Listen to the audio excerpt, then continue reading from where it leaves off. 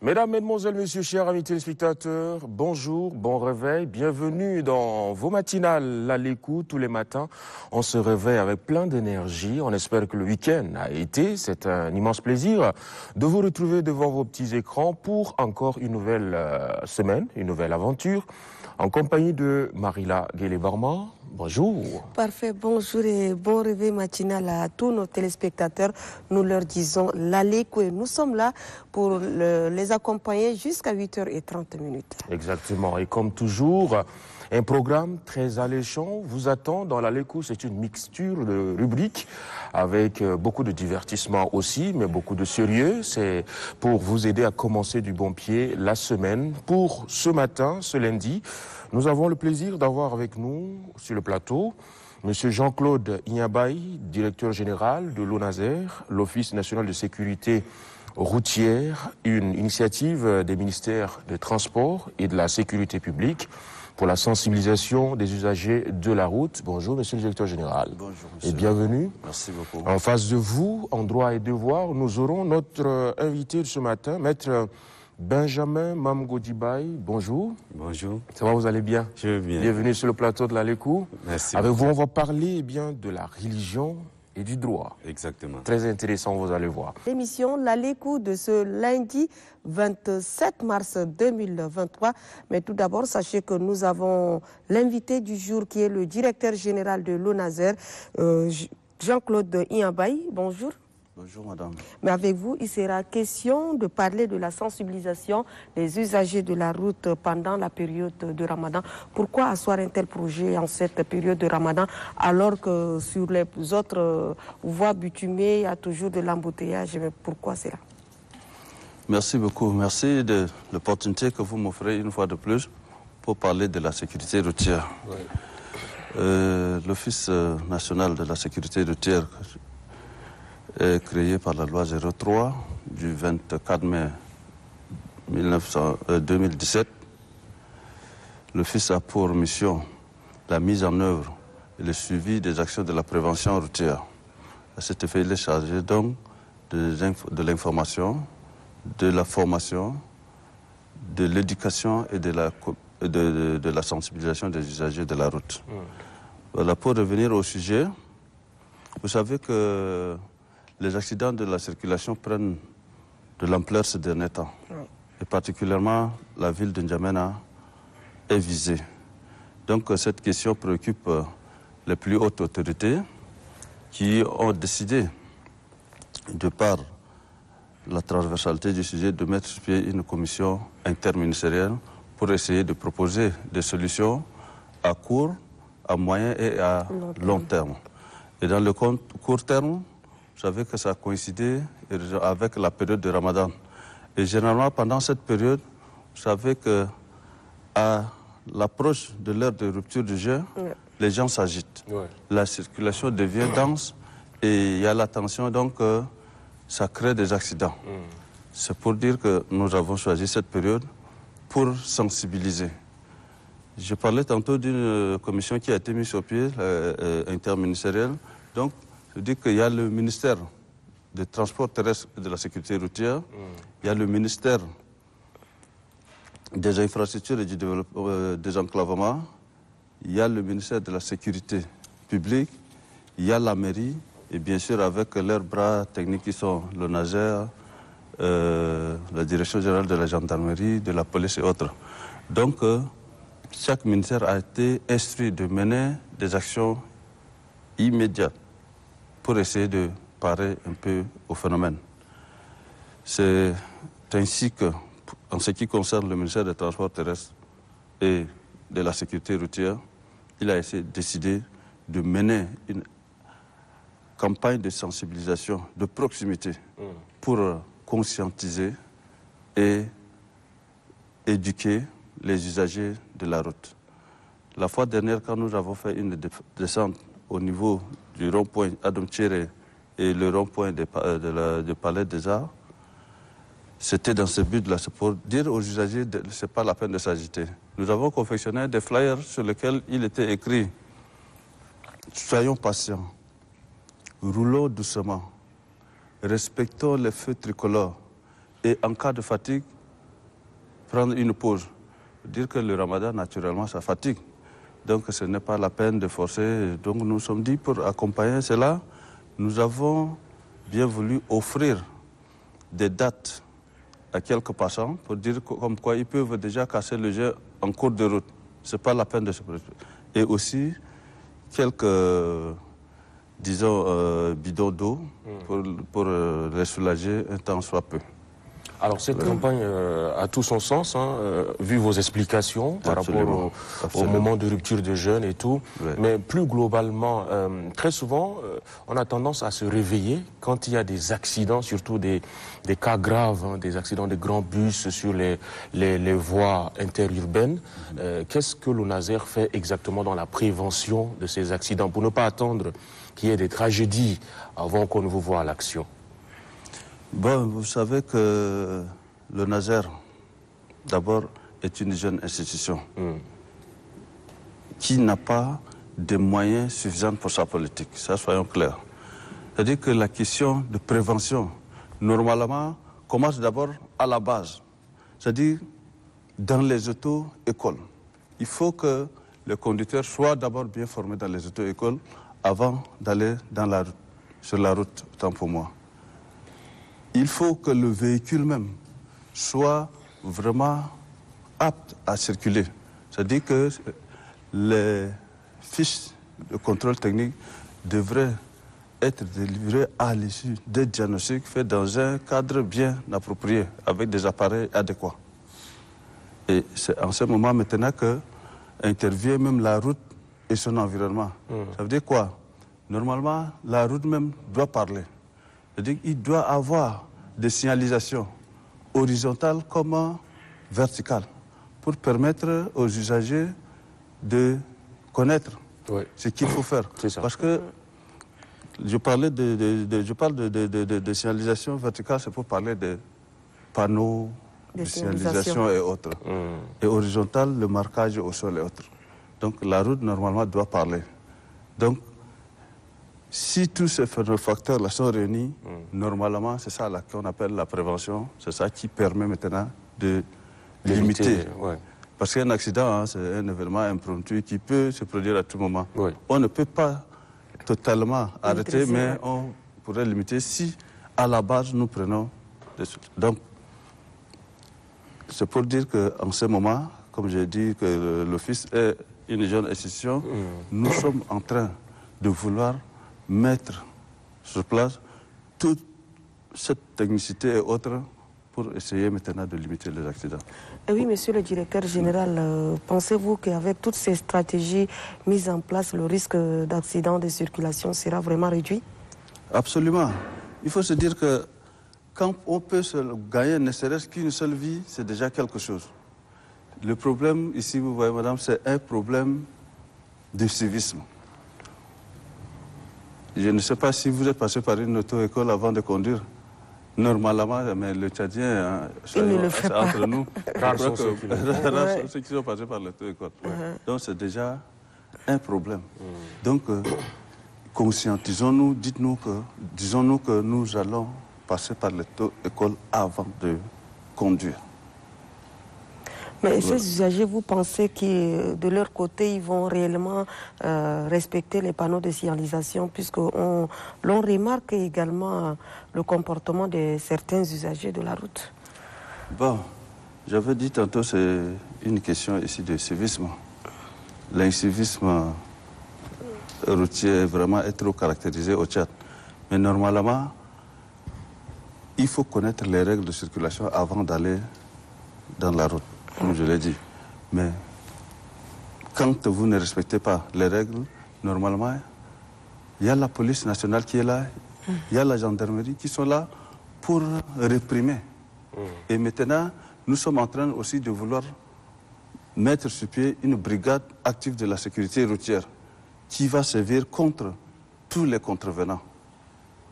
Tant qu'il n'y a pas la répression, vous savez que la sensibilisation seule ne suffit pas. Alors, Madame la ministre des Transports, Madame Fatima Goulkouni, qui était sur le même siège que vous, notre invitée dans cette émission, a fait une récente sortie médiatique pour annoncer des nouvelles mesures genre des papiers qu'il faudra encore plus ajouter au rang des papiers qu'il faut posséder pour pouvoir conduire. Mais dans cette politique de transport, on remarque qu'on oublie très souvent les piétons. Qu'est-ce qui se fait de ce côté-là? Parce que très souvent, c'est les piétons qui sont les victimes d'accidents de circulation. Bon, mais je disais tantôt que la sécurité routière passe d'abord par l'éducation et la formation. Nous avons, au niveau de l'ENASER, pris attache avec le ministère de l'Éducation pour confectionner des manuels de sensibilisation pour que les enfants, déjà à l'école, commencent à avoir quelques notions de la sécurité routière. Donc, parmi ceux-ci, il peut y avoir des piétons, des motocyclistes, des cyclistes, ainsi de suite. Donc, si on fait la sensibilisation à la base, tout ce monde sera pris en compte. Mais sinon, les piétons ne sont pas aussi pour autant négligés. Quand nous sommes en train de sensibiliser en ce moment, ce n'est pas forcément les motocyclistes ou bien ceux qui sont au volant. Voilà, ceux qui sont au volant, qui sont concernés. Même les piétons, nous leur disons de libérer la chaussée. Donc tout le monde est concerné par la sensibilisation. Alors la sensibilisation en soi, comment ça se passe sur le terrain? Est-ce que vous disposez des agents? Combien de personnes descendent sur le terrain pour sensibiliser les usagers de la route? Voilà, pour la circonstance, nous avons mobilisé tout le personnel de l'ONASER et quelques aussi cadres du ministère. Nous avons fait appel à des associations qui œuvrent dans le domaine de la sécurité routière. Nous avons aussi fait appel à la Croix-Rouge pour nous aider dans cette campagne. Donc nous disons que la sécurité routière, c'est l'affaire de tout. Donc tout le monde est concerné. Mais est-ce que toute la ville de N'Djamena est servie, puisque N'Djamena est vraiment vaste? Donc, ou bien on se focalise dans quelques ronds-points et c'est tout, alors que le nombre des accidents augmente de jour en jour? Alors, vous l'avez bien dit, N'Djamena est trop large et nous ne pouvons pas couvrir tout N'Djamena. Et nous le faisons progressivement. Nous avons d'abord ciblé les points névralgiques, tels qu'au niveau des 5 viaducs, le rond-point double voie, le rond-point Chagua, le rond-point Adoumtchéré, le rond-point deuxième station, le rond-point Farcha, ainsi de suite. Donc ces points-là où on a remarqué que généralement c'est une zone de confluence et qu'il y a des bouchons à certaines heures. Donc c'est ces points-là qu'on a ciblés dans un premier temps. Mais comme c'est une action continuelle normalement, nous devons non seulement le faire en N'Djamena, normalement dans toutes les grandes villes du Tchad. Mais c'est pendant les heures de pointe ou bien comment ça se passe? Oui, pour le ramadan, c'est pendant les heures de pointe que nous le faisons. Mais alors que dans la matinée... De 17h jusqu'à 18h, 18h30. D'accord. Voilà. Ok. Revenons sur votre institution, l'ONASER. Quels sont ses objectifs globalement? Je disais que la mission de l'ONASER, c'est la mise en œuvre et le suivi des actions de la prévention. Par prévention routière, il faut entendre l'ensemble des mesures et des services mis en œuvre pour assurer la sécurité des usagers de la route. Voilà, donc c'est ça la mission principale de l'ONASER. Et je disais aussi que l'ONASER fait de l'information, de la sensibilisation, de l'éducation et la formation des usagers de la route. Nous formons les conducteurs, nous formons aussi les... Vous êtes en relation directe avec les auto-écoles? Absolument, absolument. Absolument, nous sommes en contact permanent avec eux, tout comme les syndicats de transporteurs et autres. Ce sont nos partenaires. C'est à travers eux que nous devons même mener certaines actions. Parce qu'eux, ils sont chargés ils ont leur association, leur groupement, ils sont chargés de répercuter les instructions que nous leur donnons. Donc ce sont nos partenaires privilégiés. Et vous disiez que vous êtes limité tout de même, vous avez des difficultés à atteindre vos objectifs. De quoi avez-vous besoin pour arriver à atteindre ces objectifs-là? Ben, je me dis que est-ce qu'il faut tout étaler? Parce qu'il faut dire que le Nazer, comme je l'ai dit, c'est une jeune institution qui est créée en 2017 et que jusqu'à là, le Nazer n'a pas un seul moyen roulant. Donc sans moyen roulant, déjà, dites-vous que c'est impossible de faire le travail. Mais nous nous débrouillons quand même en louant certains véhicules et autres pour descendre sur le terrain. L'autre problème, normalement, pour que cette institution marche, il faut quand même une source de financement permanente.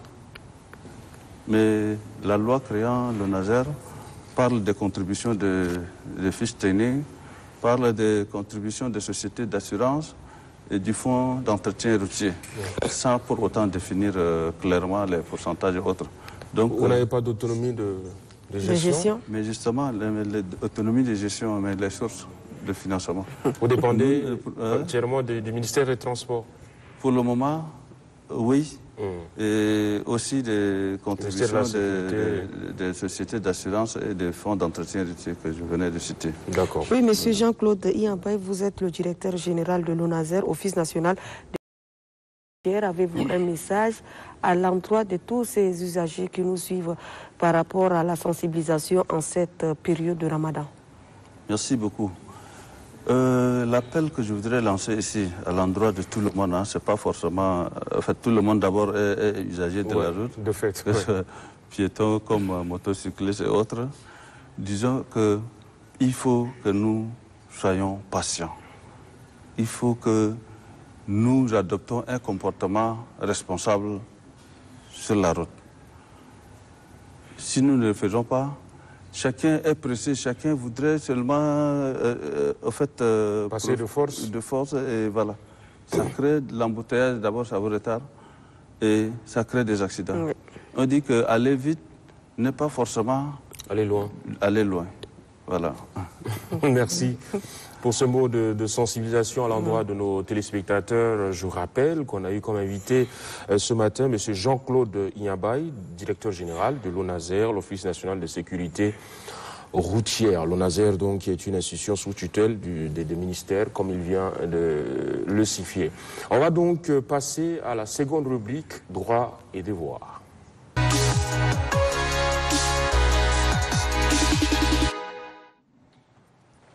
L'Alekou est là, nous passons à notre deuxième invité qui est Maître Benjamin Mam Godibaye. Bonjour Maître. Bonjour Madame. Avec vous, il sera question de parler des droits et devoirs. Veuillez nous expliquer ce que signifie droits et devoirs. Est-ce qu'il y a chevauchement entre ces deux mots? Alors le thème c'est plutôt la religion et droit. Quelles sont les corrélations qu'on peut mettre entre les deux? Est-ce que la religion reconnaît l'existence du droit? Est-ce que le droit, pareillement, reconnaît l'existence de la religion? Merci. Le thème, le droit et la religion constitue un thème d'actualité et transversal. L'évoquer ce matin est une bonne initiative et je profite de cette occasion pour vous dire merci. Pour comprendre et répondre à votre question, il importe de définir un peu les deux concepts pour permettre à tout le monde d'être dans le bain. Le droit, on peut le désigner par le droit en petites lettres, en D, et le droit en grand D. Oui. D'accord. Voilà. Alors, le droit avec petit d signifie des avantages, des prérogatives reconnus à un individu. Par exemple, le droit d'acheter un terrain. Voilà, le droit avec grand D, c'est l'ensemble des règles qui régissent la société. Et on parle par exemple droit civil, droit pénal, ainsi de suite. Quant à la religion, c'est l'ensemble des dogmes, des croyances qui régissent la relation entre l'homme et le divin. Alors, le droit et la religion sont deux systèmes normatifs, c'est-à-dire qui règlent la vie de la société, des préceptes. Donc, ils ont une même vocation. Ils ont même vocation pour instaurer la paix dans la société, la paix entre les individus et les prochains les uns avec les autres. Alors, pour répondre à votre question, le droit... La reconnaissance. Oui. Inversement, est-ce que les deux se reconnaissent? Oui. Les deux se reconnaissent et se distinguent. Voilà. D'abord, les deux se reconnaissent parce que la religion influence beaucoup le droit. Par exemple, vous avez dans la religion, c'est écrit dans le Coran comme dans la Bible, vous n'avez pas le droit de tuer.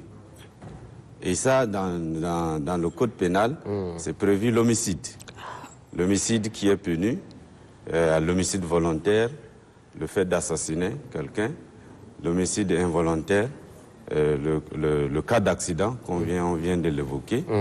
Alors, la religion interdit ça. La religion aussi dit que vous devez travailler jusqu'à un moment donné, 6 jours, et le 7e jour, c'est le repos. C'est le repos dominical qui est prévu aussi dans le Code du travail. La religion dit aussi que vous ne pouvez pas dire des mensonges, des faux témoignages. Et c'est le faux témoignage aussi qui est prévu dans le Code pénal. Alors, là où il peut y avoir maintenant opposition, par exemple, dans le droit musulman, il est interdit d'établir la filiation d'un enfant naturel.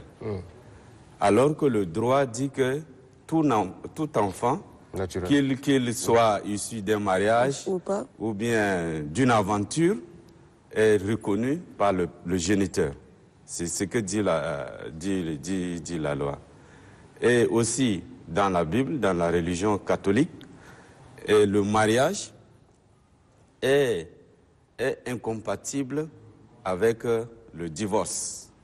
C'est-à-dire, dans la religion catholique, on ne permet pas le divorce.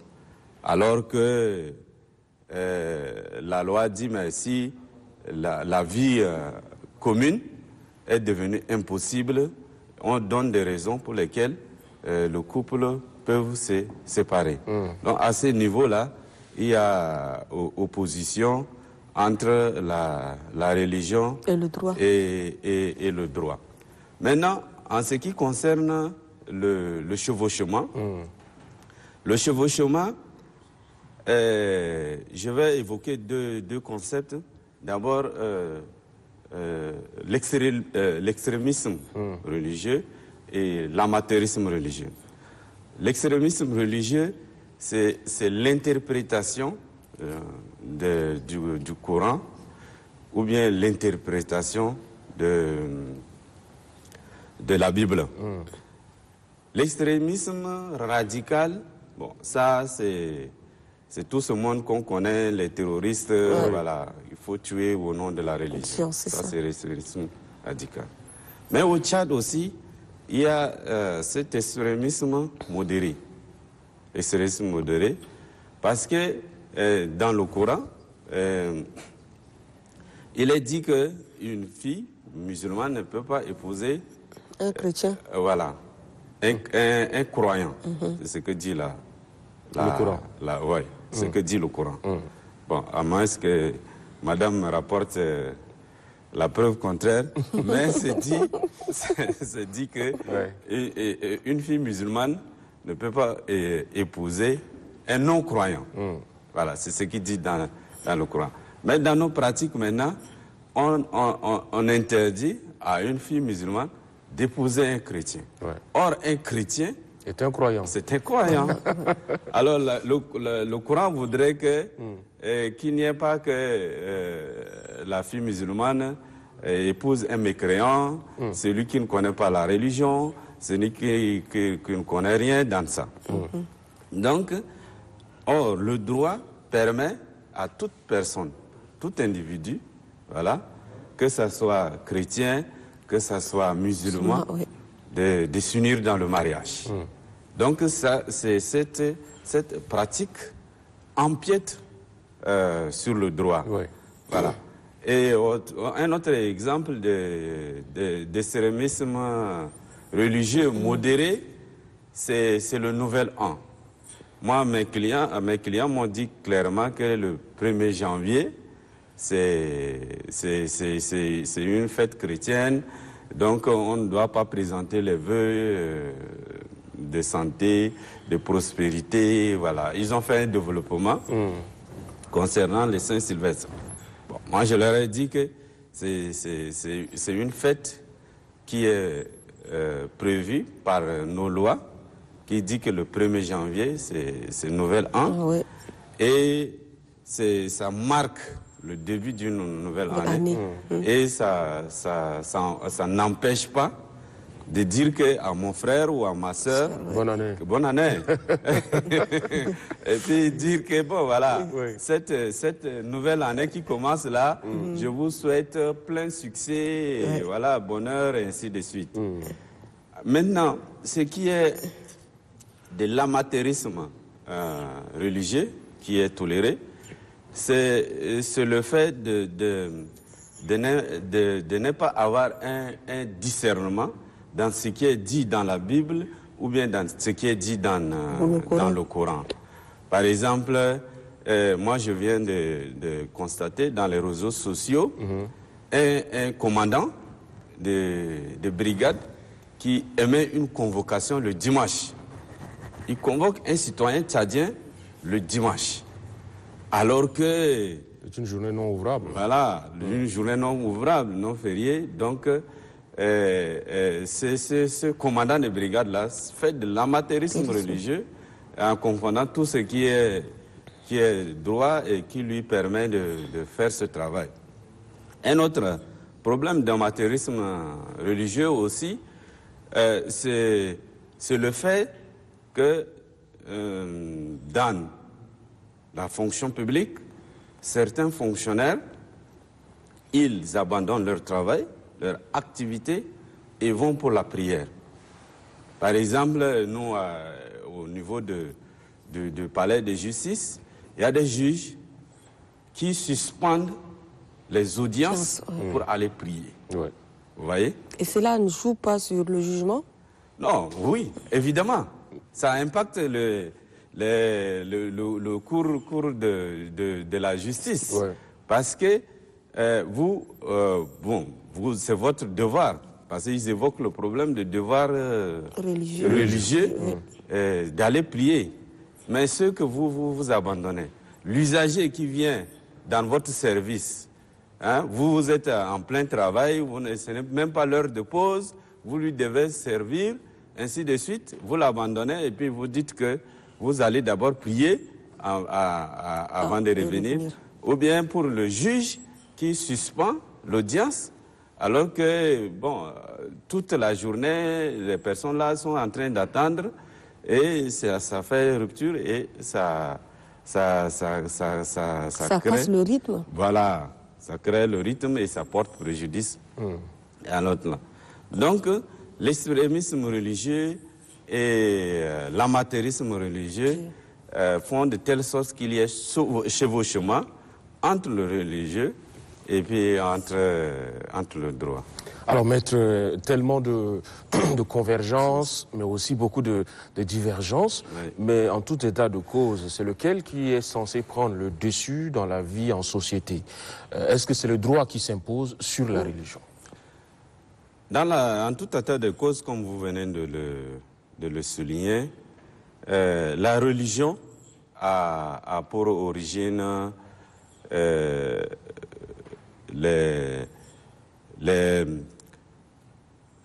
comment on dit? C'est privé? Oui, les privés et tout ce qui est révélation. Voilà, tout ce qui est révélation, à l'homme par rapport à Dieu. Or, le droit, c'est la volonté des hommes qui ont conduit les députés à voter la loi. Donc, ce qui doit primer, et pour une bonne société, pour la paix au Tchad, ce qui doit primer, c'est le droit. C'est le droit. C'est le droit qui doit primer sur la religion. Parce que les règles qui sont établies ne tiennent pas compte uniquement de ce qui est de la confession religieuse ou de tout qui est personnel à chaque individu, parce que la loi est d'ordre général et ça prend en compte tout le monde. Donc c'est le droit qui doit toujours prévaloir sur la religion. C'est donc le droit qui doit régir la vie en société. Mais dans tout ça, oui, on a des personnes qui ne croient pas aussi, les athées et tout ça, qui sont là. Oui. Ceux-là, Oui. qu'est-ce que le droit dit d'eux? Le droit prend en compte tout le monde, n'abandonne personne. Et c'est pourquoi les athées et les animistes doivent se soumettre à la loi. Comme on le dit, personne n'est au-dessus de la loi. Et les athées, et tout le monde est concerné. Personne n'est exclu. Exclu ni hors de la loi. Que ce soit un citoyen tchadien, que ce soit un citoyen étranger, tout le monde a un dénominateur commun, l'application de la loi. Tout le monde doit bénéficier de ce que la loi prévoit et ce que la loi dit. Oui, maître, mais est-ce que les leaders religieux appliquent le droit en cas de litige? Voilà, les leaders religieux, dans la religion que moi je connais bien, parce que moi je suis catholique, la partie qui permet aux religieux de régler les problèmes de droit, c'est le processus de conciliation. C'est le processus de conciliation. Alors, la conciliation, il faudrait mettre tout le monde d'accord. Si moi j'ai un litige avec tel frère, le leader religieux appelle le frère et puis il nous met, et si on s'entend, tant mieux. Si on ne s'entend pas, bon, on laisse le droit. Mais en cas de... Il y a certains leaders religieux qui prennent aussi parti, parce qu'il y a Parfait qui a porté plainte contre X, et voilà, Parfait est de ma religion, je dois forcément le soutenir. Non, comme je le disais là, le mécanisme, ça dépend des religions. Religion catholique, comme je vous le dis, mais dans la religion musulmane, c'est beaucoup développé. Parce que dans le Coran, par exemple, la gestion des héritages, est prévue dans le Coran. La gestion des accidents, des diyas, c'est prévu aussi dans le Coran. Oui. Et si on dépose plainte, ce que le religieux fait, c'est de régler de façon unanime. Mais dès lors qu'il n'y a pas conciliation, il envoie le dossier au tribunal. Vous voyez le problème de succession qui arrive. Il y a eu un drame, si vous vous rappelez. Les imams, ils n'ont pas pu bien gérer les problèmes de succession. Et puis après, ça a causé des drames. Mais dès lors que les héritiers ne sont pas d'accord, ils ont cette possibilité de saisir les instances compétentes, saisir le juge. Et il faut se limiter. Les leaders religieux, leur rôle, c'est de se limiter à la conciliation. S'ils parviennent à concilier les parties qui ont le litige, tant mieux. S'ils ne parviennent pas, ils passent la main maintenant au droit qui est régi par des textes applicables et les juges vont les développer et les appliquer. Alors, maître Benjamin Mamgo Djibaye, merci beaucoup. Mais tout de même, comme le directeur général de l'ONASER venait de parler du mois de Ramadan et cette campagne spéciale pour conseiller les usagers sur la limitation des vitesses, est-ce que le droit reconnaît le jeûne, que ce soit pour les musulmans, pour les catholiques et qu'on peut se soustraire de certaines activités en cas de jeûne, par exemple. Est-ce que ça, c'est le droit reconnaît? Non. C'est bien que cette année, le temps de Ramadan et le temps de Carême tombent ensemble. Ouais. Ouais, parce que les chrétiens catholiques aussi sont en Carême, les musulmans aussi sont en Ramadan. Et je crois que ça va être bénéfique pour le Tchad. Mais ton devoir religieux ne peut pas empiéter ton devoir professionnel. Voilà. Donc vous ne pouvez pas évoquer le fait que vous êtes en Ramadan, le fait que, bon, je suis affaibli, comme a souligné le directeur, pour se soustraire de ces activités professionnelles, le droit ne vous sanctionne pas. Il vous sanctionne, ne le connaît pas. D'accord. Voilà. Okay. Monsieur le directeur général, merci d'être passé. Moi qui vous remercie. Ouais. Merci aussi infiniment, maître. Pour nous d'échanger avec vous en cette matinée. Merci. Agréable journée à vous. Je vous remercie. Allez, on prend une pause très rapidement. On revient pour la suite de la LECO, juste après avec d'autres invités.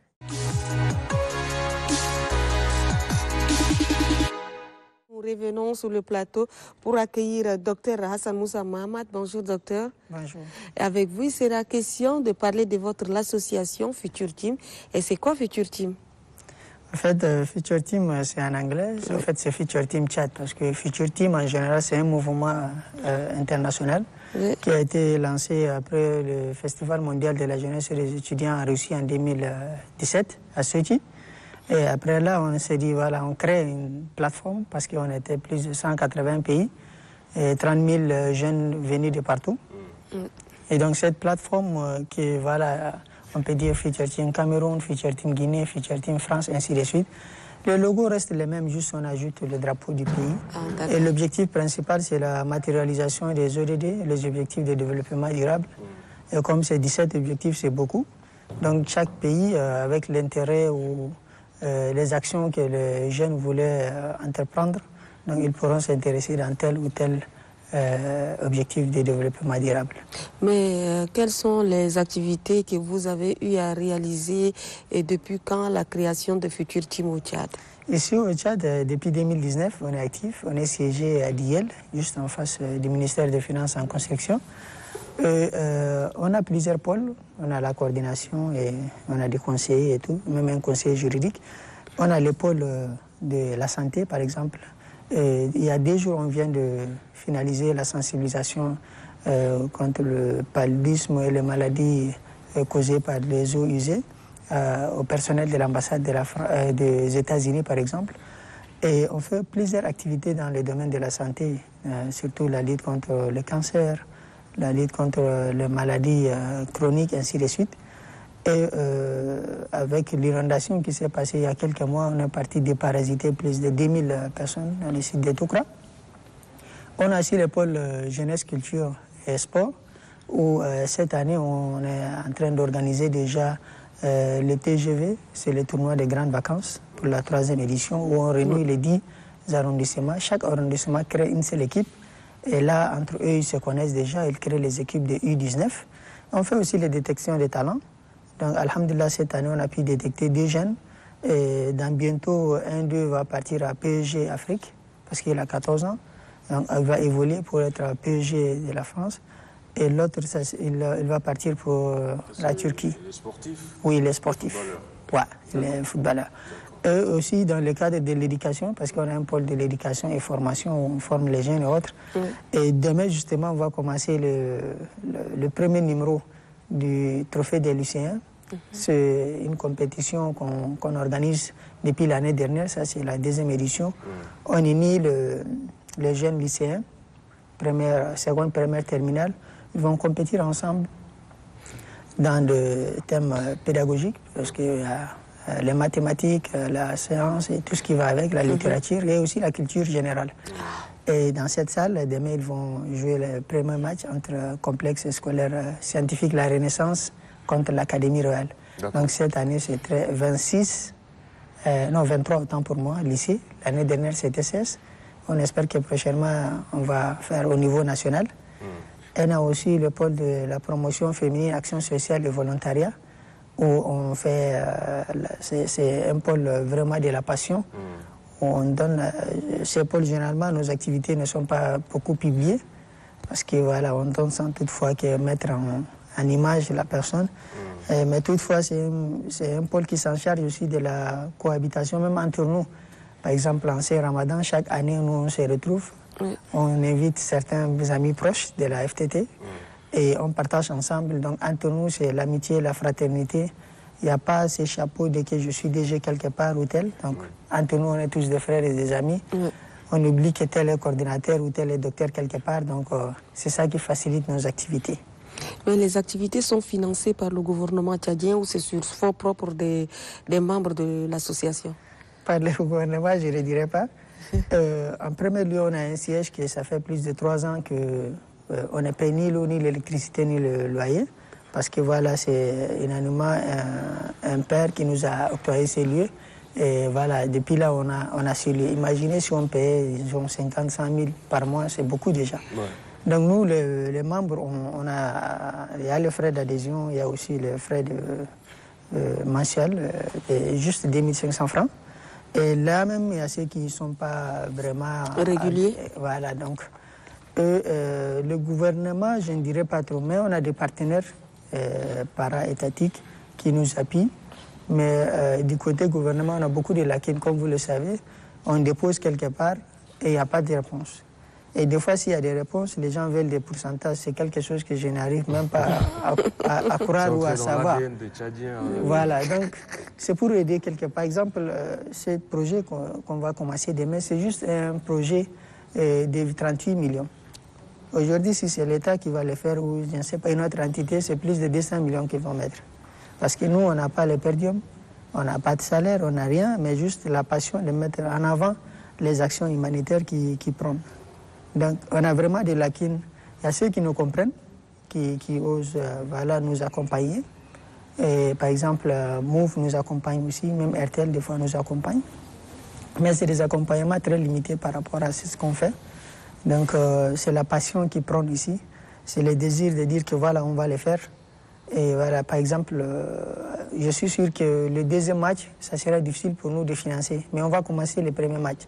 C'est ainsi qu'on a toujours fait. C'est par la conviction que demain serait meilleur.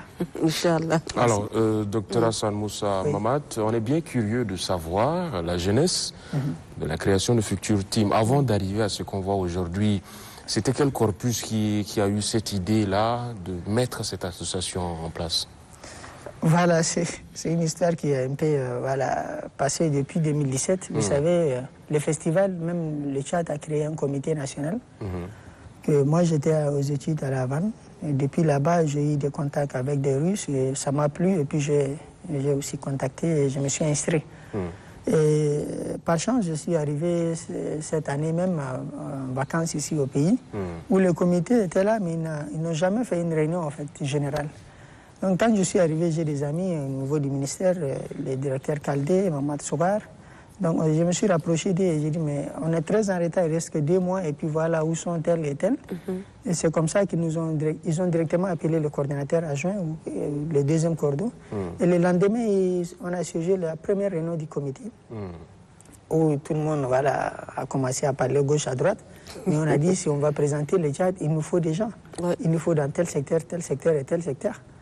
En fin de compte, le comité, personne n'a pris part. C'est juste des volontaires de 14 membres venus de Kiba, de N'Djamena, de Paris, de quelque part qu'on s'est retrouvés avec les Amina Tidjani, les Youssouf Terry, les Abakartor, ainsi de suite. Et voilà, on s'est dit, voilà, osons pour le Tchad. Et Hervé, le chanteur Hervé qui est aussi avec nous, qui s'occupe de la culture, lui, il était parti là-bas, représenter le Tchad. Il a même fait une chanson, l'Allée Russia, qui était chantée devant Vladimir Poutine à la clôture, à la cérémonie de clôture. Imaginez qu'il n'était même pas dans la base de données quand il était là-bas.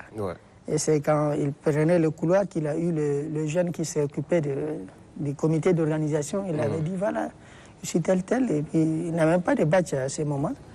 Et voilà, donc c'est par coup de chance. Et tous les amis africains étaient arrivés dans la scène On a fait les répétitions pour l'accompagner dans les danses, n'est-ce pas? Donc c'était aussi ces moments. On dit le hasard fait des choses. Voilà, le hasard. Ouais. Et Youssou Teri aussi a présenté son livre Le rêve d'une femme hardie, je ne me rappelle pas bien du titre. Et en fait, la délégation tchadienne a été une des délégations qui a vraiment réussi dans tous les angles. Et c'est ainsi qu'on a dit on ne va pas laisser ça comme ça. Et une année plus tard, c'est la création même des Future Team en général. Et c'est après ça, une année plus tard, qu'en 2019, on a mis en place. On a dit, allez, tous ceux qui étaient en premier lieu en Russie, qui viennent, et tous ceux qui sont passionnés de ce monde aussi, qui veulent s'incorporer, qui n'ont qu'à venir. Et alhamdulillah, aujourd'hui, tout ça se passe bien. Aujourd'hui, on est à combien de membres de Future Team? Aujourd'hui, on est à 56 membres. Okay. Wow. C'est vrai qu'on a aussi une forte demande d'adhésion, mais vous savez, chez nous, c'est un peu difficile. Par exemple, du matin, on a un système un peu avancé de vie. À part la vie professionnelle, la famille et tout ça, il y a des réunions, il y a des choses qu'il faut faire, il y a des déplacements. Il y a aussi des réunions en ligne la nuit, ainsi de suite. Donc, pour certains qui n'est pas d'abord passionné, qui n'a pas de temps, c'est pas nécessaire d'adhérer. Parce qu'en fin de compte, il va peut-être être exclu de l'association avec multiples... Donc, ici, c'est vraiment la passion d'aider sans retour. C'est de faire des actions, des fois mettre la main dans sa poche, et des fois passer des temps extra de travail, ainsi de suite. Donc, c'est ce qu'on est habitué à le faire. Et merci pour ce plateau. J'aimerais ici dire à tous ces jeunes qui veulent adhérer, on est vraiment ouvert, mais on a vraiment des conditions. Parce qu'on ne veut pas qu'à un moment donné, volontariat. Voilà, notre objectif soit, je veux dire, soit dévié. Dévié des moments. Voilà, c'est pourquoi. Aujourd'hui, l'équipe est chapeautée par qui? Qui est à la tête de Future Team? Je suis à la tête de la Future Team. D'accord. C'est une équipe, c'est le deuxième mandat. Arrivé au fin, donc on a fait la démission à l'AG. Et l'équipe a dit qu'on ne change pas l'équipe qui gagne. Et puis voilà, on va essayer de partir encore avec Ali Abdoul, qui est le coordinateur adjoint. C'est une équipe très dynamique. On a des jeunes femmes et aussi des jeunes hommes qui sont là à nous accompagner jour et matin, jour et nuit, et donc avec une équipe multidisciplinaire. Parce qu'on a des ingénieurs, des architectes, des médecins, des artistes, des étudiants, ainsi de suite. Donc c'est ça qui fait la force, même des infographes. C'est ça qui fait la force. Des fois, on n'a pas besoin de chercher des compétences d'ailleurs. D'accord. On est pratiquement au terme du temps imparti pour cette rubrique, pour l'émission Trophée du lycéen qui commence demain. Quels sont les critères de sélection des établissements qui vont entrer en compétition? Merci. D'abord, je tiens à remercier ceux qui participent cette année et ceux qui ont participé l'année dernière, et aussi l'équipe compétitive qui est dirigée par une dame, Rahia. Elle est nouvellement adhérée. On l'a dit que voilà, on vous confie cette tâche de diriger cette équipe, parce que c'est comme ça qu'on se forge nous tous. Et alhamdoulilah, le travail, ça se passe bien. Et, avec les 16 de l'année dernière et cette année, on a vu quels sont les établissements qui peuvent concourir. Il y a la discipline qui est là. Il y a aussi, à la fin des matchs, des fois, il y a des élèves qui font des dérangements. Toutes ces équipes, toutes ces écoles, on n'a pas pris. On a sélectionné ceux qui sont dans les 10 arrondissements, pour avoir les 10 arrondissements et les meilleurs lycées. D'accord. Donc voilà, c'est ça, et je les souhaite bonne chance à toutes. Merci. Les équipes. Merci docteur d'être passé, Merci nous parler de l'association Future Team, et bon vent surtout pour vos multiples actions qui sont à venir. Merci beaucoup. Allez, on va tout de suite accueillir Monsieur Willy Wildona. Bonjour. Bonjour. En art et culture, on reviendra sur la semaine culturelle que vous avez eu à organiser. C'est juste après cette virgule.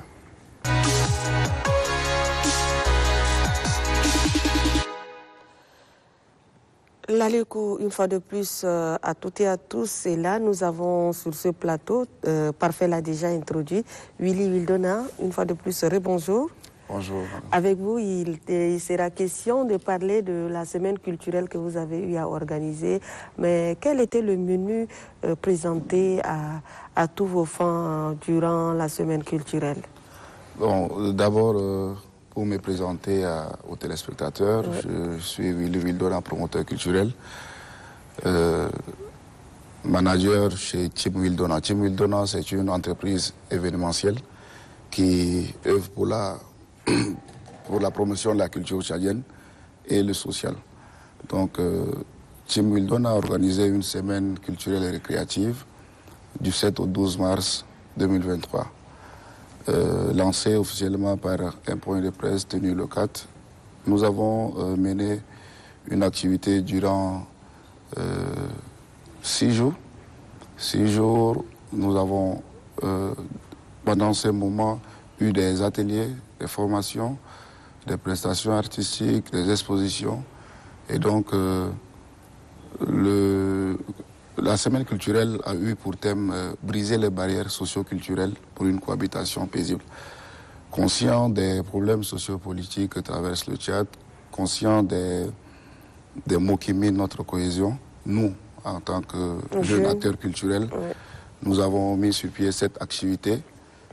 Nous sommes qu'à notre première édition. Nous avons mis sur pied cette activité, n'est-ce pas, pour éduquer, conscientiser la jeunesse sur la question du vivre ensemble, sur la question de la cohésion sociale.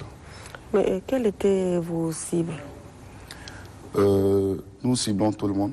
Nous parlons du Tchad, donc des plus jeunes, des vieux, nous parlons de tous les Tchadiens, nous parlons du peuple, nous parlons au nom de tout le peuple. Et donc, comme je l'avais dit à notre première édition, c'est vrai que nous n'avons pas peut-être pu toucher tout le monde, mais nous avons, par plusieurs canaux de communication, rassemblé une masse. Nous sommes allés vers des gens aussi, et là nous sommes en train de continuer aussi par des sensibilisations dans les établissements scolaires pour parler des méfaits de la violence en milieu scolaire. En fait, tous les maux qui minent notre société, nous les touchons.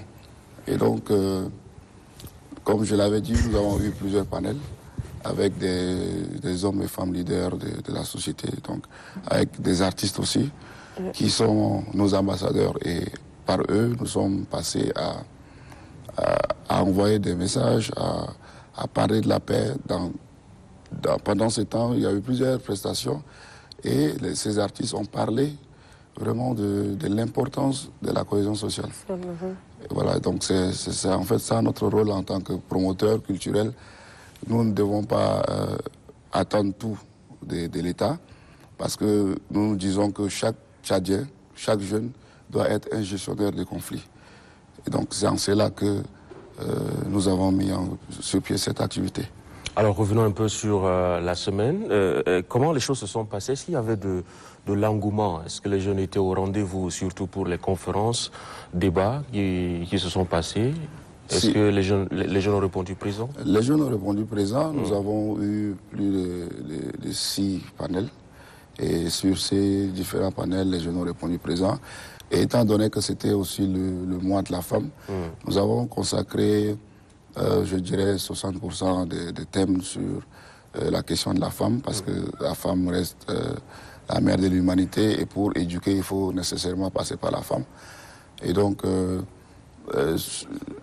parmi les panélistes, au moins 80% sont des femmes leaders. Donc nous avons voulu, en ce mois de la femme, mettre au devant les activités de la femme, l'importance de la scène. En fait, on en a parlé. On a parlé des maladies, des IST en général. Nous avons parlé de l'importance de la planification familiale, de l'éducation sexuelle chez la jeune fille. Donc nous avons touché au moins toutes les couches pendant nos... Alors pourquoi avez-vous opté pour le format semaine culturelle au détriment d'un festival ou je ne sais plus d'autres formats?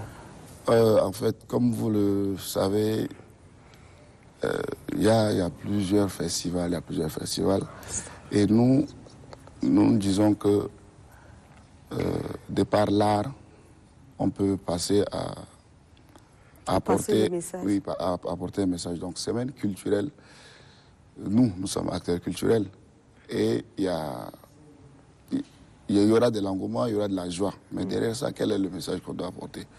Et donc, on n'a pas voulu dire festival de tel, mais une semaine culturelle et récréative. Donc, le nom même, c'est pour, n'est-ce pas, ça fait plus léger, c'est plus léger en voilà. Donc quand on entend culturel et créatif, ça fait capter aussi la masse. Donc, par contre, festival, les gens peuvent s'en passer, penser que c'est juste les festivals comme ça, aller danser, boire et tout. Donc, on a voulu accompagner d'un projet, on a voulu accompagner d'un thème qui nous touche tant. Quelles étaient vos ressources? Est-ce que vous avez eu l'accompagnement du ministère de la Culture, des partenariats? Depuis 2016 jusqu'à nos jours, nous faisons les choses de nous-mêmes. Nous sommes des jeunes passionnés par notre culture. On frappe à toutes les portes, comme le docteur vient de le dire, c'est toujours fermé. Donc, nous avons eu, si vous le permettez, nous sommes sur le plateau, les BDT qui nous ont accompagnés. Et voilà, quelques hôtels de la place et restaurants qui nous ont ouvert leurs portes, n'est-ce pas, pour tenir les ateliers et tout. Sinon, le reste, c'est toujours sur fonds propres. Et les participants ont été rémunérés?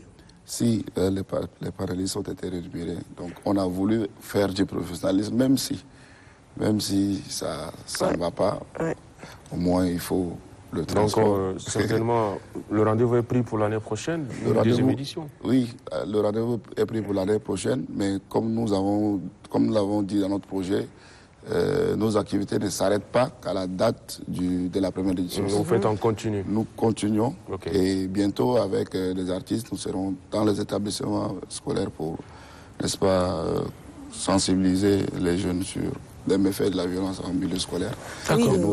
Merci beaucoup, Willy Willdonant, d'être passé. Malheureusement, le temps ne nous permettra pas d'aller plus loin. Merci. On a d'autres invités qui arrivent. Merci. On souhaite donc bon vent à la team Willdonant et surtout vivement la prochaine édition de cette semaine. Merci à vous de nous avoir invités sur ce plateau. Merci.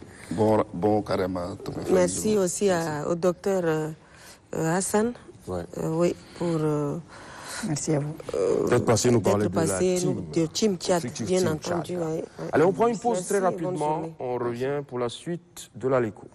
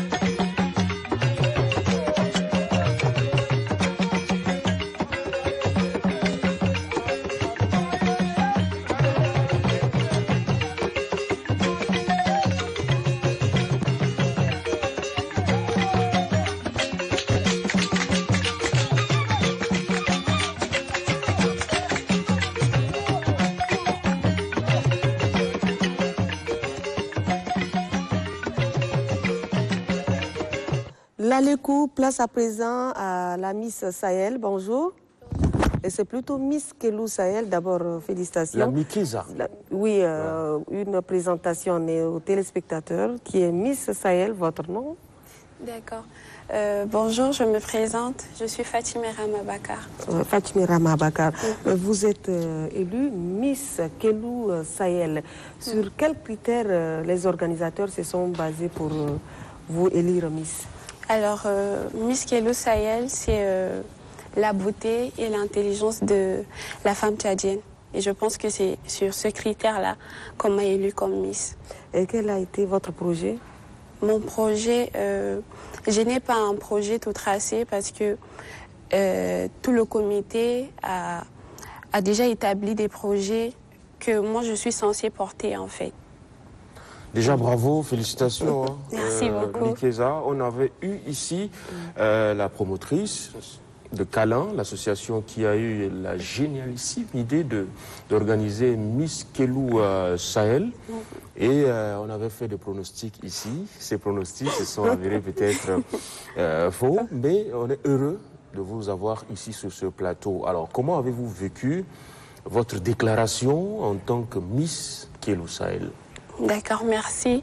Alors, pour ma déclaration en tant que Miss Kelou Sahel, j'étais quand même un peu surprise parce que c'était un combat, c'était pas facile pour arriver jusque-là, c'était pas évident. Mais en fait, c'est que le résultat, c'était le fruit de mon travail. Du coup, aujourd'hui, je suis très fière et très honorée. Quel était votre point fort par rapport aux autres qui n'ont pas démérité? Je pense que c'était la prise de parole devant le public. Ah bon. Donc Et c'est pour ça, juste il ça. vous a fallu quoi pour maîtriser ce passage? jury. En fait, c'était aussi difficile pour moi parce que j'avais pas l'habitude de parler devant un grand public et tout le reste. Mais je me suis dit que je peux le faire. Et j'ai pu me tenir devant le public. J'ai oublié tout le reste. J'ai pensé à ma famille, à toutes ces personnes-là qui me soutenaient et qui comptaient sur moi en fait pour cette compétition. Du coup, j'ai pu parler. D'accord. Vous avez votre J'ai oublié voiture, le stress. Bien sûr. Et pourquoi Elle le est choix même dehors. Elle est dehors. Vous êtes venu Ouais. avec ça? Oui. Ouais, bravo. Et pourquoi le choix de Fatima Rama? Pardon. Alors qu'il y avait d'autres candidates qui étaient là. En fait, je pense que le jury a jugé que j'étais la meilleure et que je pouvais être l'ambassadrice de La cette beauté, année. beauté Oui. ébène. Ouais, naturel. Effectivement. Allez, en face de vous, Miss, on a le chargé De communication. de communication de l'équipe organisatrice de ce concours de beauté. Monsieur Pamge, bienvenue. Alors, vous avez eu droit à tous les honneurs, toutes les fleurs vous ont été jetées. Il y en a qui ont même proposé qu'on vous concède l'organisation de Miss Tchad, parce que le Konamit tourne en rond depuis 3-4 ans. Alors, globalement, après cet événement, est-ce que vous êtes satisfait de tout ce qui s'est passé en tant qu'équipe organisatrice de Mikeza? Pour une première édition, on va dire oui, dans le sens où les objectifs sont atteints, mais il ne faut pas oublier qu'on a 1 an devant nous et qu'on doit réaliser et surtout mener à bien le projet qu'elle va porter, qui est plus axé sur l'utilisation des réseaux sociaux comme vecteur de la cohabitation pacifique. Et donc, c'était même sur ces questionnaires qu'elles ont pu répondre. Et la première activité que nous avons en cours, ce sera de combattre les complexes que créent les réseaux sociaux. Aujourd'hui, les jeunes Tchadiens ont envie de ressembler aux stars des États-Unis ou je sais pas, de la France. Et donc, ce sont les réseaux sociaux qui créent ces complexes. Et la première activité en cours, ce sera donc elle, en tant que femme qui va aller sensibiliser les jeunes. Vous pouvez être vous-même avec votre peau naturelle, pas aller vous dépigmenter ou vouloir ressembler à d'autres stars et aller peut-être faire des chirurgies, ainsi de suite. Donc, ça va plus s'axer sur ça. Mais Alors, globalement, bravo, on est satisfait. Bravo, surtout à vous, à toute l'équipe et surtout à la Miss Tchad 2019, Kaltouma Sindigue, qui a tenu le pari, bien sûr, à compter avec vous tous. On va donc rester avec la Miss Tchad et on retrouve Kalzebe Olive pour les éphémérides à la fin de cette émission. Alors, Miss Kelou Sahel, aujourd'hui, concrètement, que comptez-vous apporter en portant cette couronne-là au Tchad? D'accord. Alors, en tant que Miss, ce que j'aimerais faire pendant mon mandat, c'est de représenter la beauté africaine et surtout la beauté tchadienne, sa culture, ses traditions, pas seulement ici au Tchad, mais aussi à l'international. C'est un très bon projet. Et, vous comptez sur quoi? Sur votre beauté, sur votre équipe? Et oui, sur tout ça, sur mon physique, sur l'intelligence, sur le comité aussi qui m'accompagne. D'accord. Marila? Oui, Fatimé Rama, Oui. vous êtes aujourd'hui Miss Kelou Sahel. Avez-vous un message à l'endroit de nos jeunes sœurs qui veulent également être comme vous, être un exemple? Est-ce qu'il faut d'abord se décaper la peau pour être Miss, comme on le dit? Bien sûr que non. En fait, je pense que pour devenir Miss, ce n'est pas se décaper. Il faut être naturel. Parce qu'aujourd'hui, je suis Miss, mais je ne me suis pas décapée. Donc, il faut être naturel et prendre soin de soi. Parce que c'est ça le plus important. Et qu'est-ce que la Miss Fatimé Rama fait concrètement dans sa vie? Je suis étudiante et à côté, je suis mannequin. Ah, bravo. Merci. Étudiante en quoi? En lettres modernes françaises, licence 3. Ah. Et votre mes plus grand félicitations. rêve, c'est quoi aujourd'hui? Aujourd'hui, mon plus grand rêve, c'était d'abord de devenir mannequin et aujourd'hui Miss. En fait, je pense que c'est mon rêve d'enfance que je suis en train de réaliser. D'accord. Et ça s'est concrétisé Oui, avec Bon le vent. Kelou grâce à Sahel. Dieu. Kalzebe Olive, comment ça va? Ça va Bien ce merveilleux. matin? Oui, ça va. Oui, ça En se face voit. de la Miss hein? Ah oui, Ouais. je me sens intimidée. Hein. Mais non. Allez, on revient pour les éphémérides juste après ça. Alors, on nous propose à la régie d'y aller sans transition, hein, Olive, parce qu'on n'a pas le temps. On va commencer par les événements, c'est ça? Non, aujourd'hui, il y a les news. Hein. D'accord. À la une du journal Le Progrès. Le journal Le Progrès nous dit qu'il y a des tracasseries concernant la Umrah. Donc, il y a des difficultés à obtenir le visa et puis la demande est supérieure à l'offre. Il y a beaucoup de gens qui veulent aller et puis le visa vient avec retard. Donc, courage à vous, hein. Ça va aller. Tout va rentrer dans l'ordre d'ici là. Inch'Allah, comme on le dit. Ouais. Donc, coucou à tous nos confrères du journal Le Progrès. Hein. On vous salue. Et puis, c'est le moment pour moi aussi de dire Ramadan Kérim à tous les téléspectateurs. Je n'ai pas eu l'occasion de le dire. Ouais. Ramadan Kérim à vous. Il ne reste plus beaucoup de jours. Bon, c'est une façon de vous encourager. Hein. Sinon, il reste beaucoup, mais bon. Je vais juste dire qu'il ne reste pas beaucoup de jours pour vous encourager à tenir encore. Il ne faut pas penser au nombre de jours qui restent. Bah oui, c'est pour la bonne cause. Donc, voilà, on fait avec. L'expression du jour, avoir la grosse tête. Moi, j'ai une grosse tête naturellement. Non, ça ne veut rien dire. Avoir la grosse tête, c'est juste les gens qui aiment se vanter, là. Qui aiment se prendre pour le non-plus du monde, là. Ouais, donc, pardon. Qui dit lundi dit motivation. C'est bien d'avoir la grosse tête dans les bonnes choses, mais pas dans les mauvaises choses. Donc, il faut avoir la grosse tête en travaillant, en s'effrayant un chemin et tout, et tout, et tout. Mais pas dans les mauvaises choses. Pas dans le vide. Ouais. Et la citation du jour nous vient de Laos. Une fourmi qui avance en fait plus qu'un bœuf qui dort. Je vous ai déjà dit qui dit lundi dit motivation. Donc, une fourmi qui est tout petit face au bœuf. S'il travaille, il fait mieux en fait. Mais un bœuf qui est là, qui ne fait rien, qui dort, oui. Il y a des gens à la maison qui ont des potentiels, qui ont des rêves et tout, mais qui ne font rien. Donc, aussi longtemps que tu ne fais rien, tu n'auras rien. Donc, c'est lundi, on se lève, on charbonne comme toujours. Ouais. Voilà. Soyons des fourmis qui avancent malgré leur petits pas. petitesse. On fait les petits pas pour aller dans les grandes. C'est ça. Et la météo nous dit qu'il fait ce matin 22. Moi, je suis très heureuse parce que la fraîcheur est venue. Moi, je ne supporte pas la chaleur.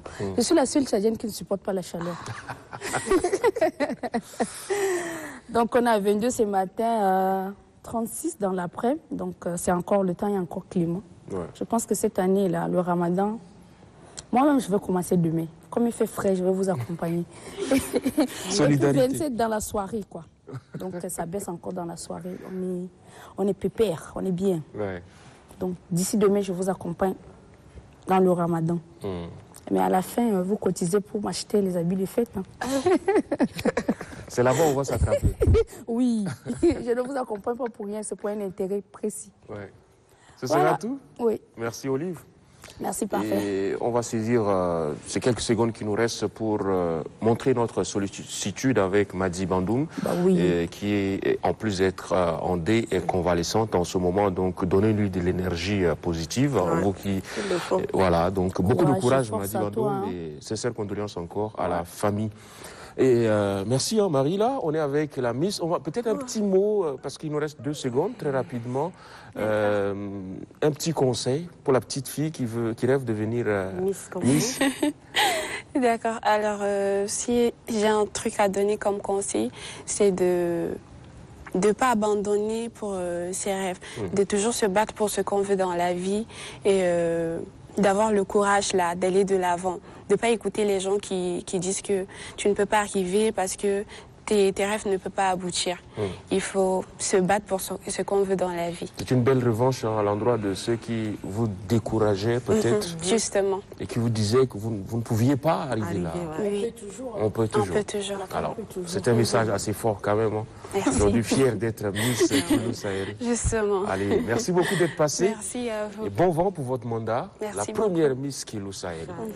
Merci à vous, chers amis téléspectateurs, d'avoir été là. Au rendez-vous ce lundi, une semaine qui s'annonce rebondissante. En tout cas, nous, on sera là chaque matin pour vous aider à commencer du bon pied la journée. Merci à Marie Laguilé. Oui, parfait. Merci Olive et Fatimé, merci. Et voilà, ce fut un plaisir pour nous d'être ensemble en cette matinée. Et nous disons la lécou à tous nos téléspectateurs. Bonne semaine. Merci.